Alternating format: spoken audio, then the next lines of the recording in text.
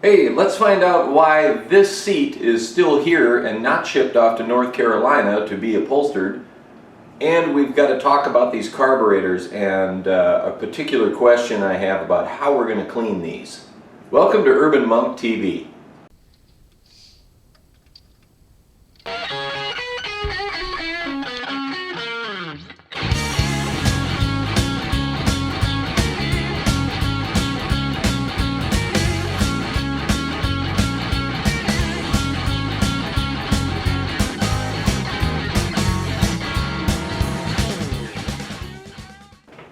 So welcome back, you guys. Last week I hit a significant milestone with my V-Strom. I hit 50,000 miles on that, so I threw up a long-term review on the Suzuki V-Strom, and got a lot of viewers that enjoy that content, so wanted to get that out there. But back to the Cafe Racer this week. Hey, we're throwing some primer onto the frame and paint in this episode.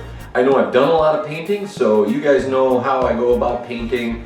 Is essentially get things clean, get the surface roughed up, leave good stuck factory paint where it is stuck. Where it is loose, get rid of it. Obviously body filler where needed, and then I do 3 coats of Rust-Oleum automotive primer. I sand that on surfaces that I want super smooth, like gas tank, and I'll do that to the Cafe Racer seat after we get the upholstery done. And then I do 3 coats of color and 3 coats of primer, and then we sand and wax and rubbing compound polish. So all of that stuff makes that cheap rattle can paint look fantastic. And if you don't go pouring gasoline all over it, it's going to be fine, and it's going to be more robust and tougher than you think. So we're going to do the frame that way. A few people have said, why don't you just go get it powder coated? A couple of reasons. One, because this is a do-it-myself project, and the only thing I'm not doing myself is the upholstery work, and that's only because my very dear friend happens to be a master at this stuff, and to me it would be great to have his handiwork in my bike because we have such a history. Otherwise I'd tackle it myself and it wouldn't come out as good as he'll do it.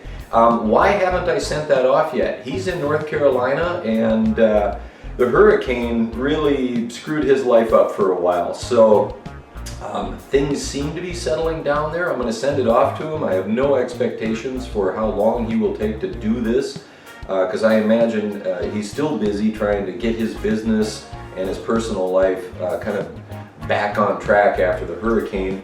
But we'll get that sent off, and we're going to spray paint this frame because it's strong, because it's tough, and because it's repairable. If I do get a chip in it, I can just go to a hardware store and find this Rust-Oleum paint and patch it up. No big deal.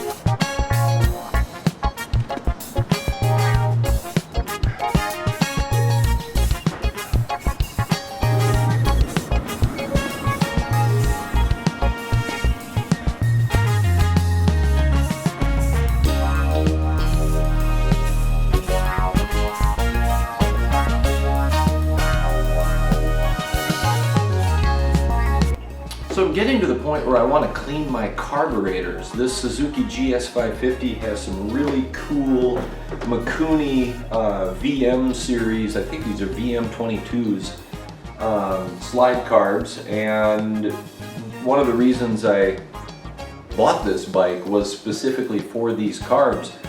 These are the kind of carbs that are pretty easily tunable to pod type filters, which I wanted not only that aesthetic look to open the frame up underneath the seat there, you know, kind of the triangle, because the newer GS550s, newer being early 80s, have constant velocity carbs, and they're a little bit trickier to tune with pod filters. These slide carbs are somewhat easier. I mean, you still got to be swapping jets and playing around with your spark plugs, or get one of those, God, what the heck do they call it? The spark plug where you can see the light. I forget the name of it right now. But I've got a particular concern. I need your help with answering this question. On these carbs, like any multiple cylindered motorcycle engine, we've got multiple carburetors, and the fuel lines, the fuel comes in here and then is distributed outward along a common rail right through all four of them. And on this particular bike, early models I've read came with this T and this union here. So two of these and one T in the middle. They were made out of aluminum and had replaceable O-rings on them. Then at some point Suzuki switched to these plastic ones, and my understanding, I don't know this for sure, and if you guys know, please leave a comment and let me know, because I know some of you have worked on the GS550, but these, I have read, do not have a separate O-ring on them inside the carb body to seal them. The O-ring is kind of integrated into the plastic part. And so why do I care? Well, I would like to take each of these carburetors off of this main mounting rail, I'll call it, and dip them into an ultrasonic cleaner. And if I buy an ultrasonic cleaner that will fit this entire bank of 4 carbs, well, that's a pretty expensive ultrasonic cleaner, as opposed to a smaller one that I can just put each individual carb into. I don't mind taking the bank apart. I'm not, intimidated by doing that, but I have read that if you have the plastic ones, and I do, that if they're not leaking, they're better left alone.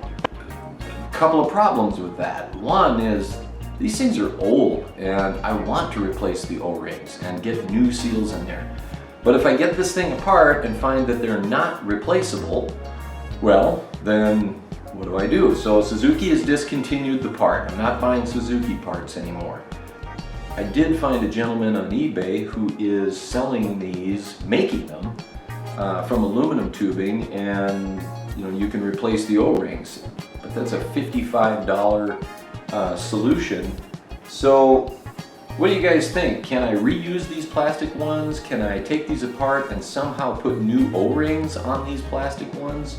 Or should a guy just go ahead and bite the bullet and buy these $55 manufactured ones that the gentleman is probably making in his small machine shop? Let me know. Leave a comment below what you think. The other option is leave them together, don't take it apart, and just use carb cleaner and other manual methods to clean these out. They're not too bad, honestly. Let's get you a close-up of one. I've only opened one so far,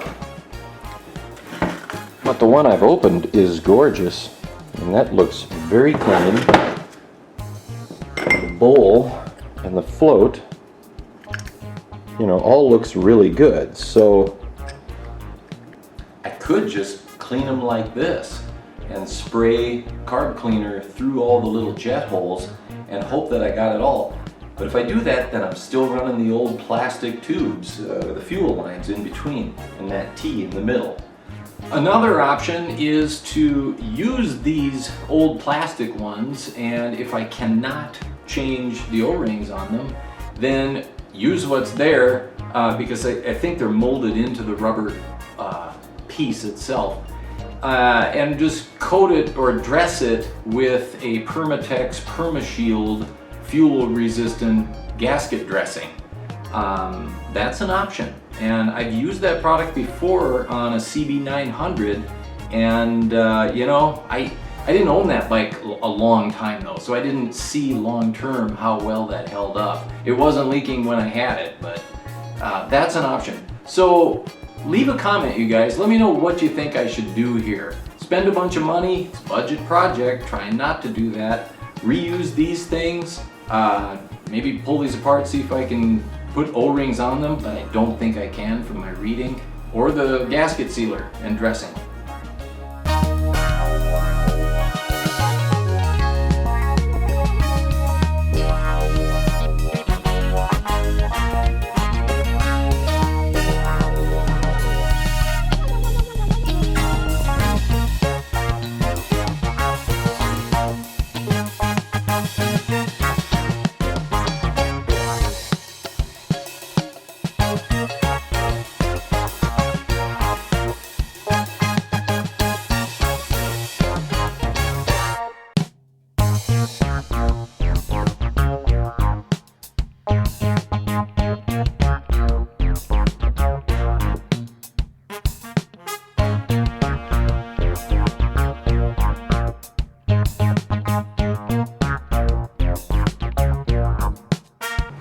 And there's the Cafe Racer's seat ready to ship off to Rodney to get it upholstered. Hopefully that won't take too long. No expectations, Rodney. Whenever is fine. As always, if you like what I'm doing, give it a thumbs up and subscribe to be updated on when I put new videos up. I try to get them up weekly, but it's not always on that tight a schedule. And click the notification bell too. Thanks for watching.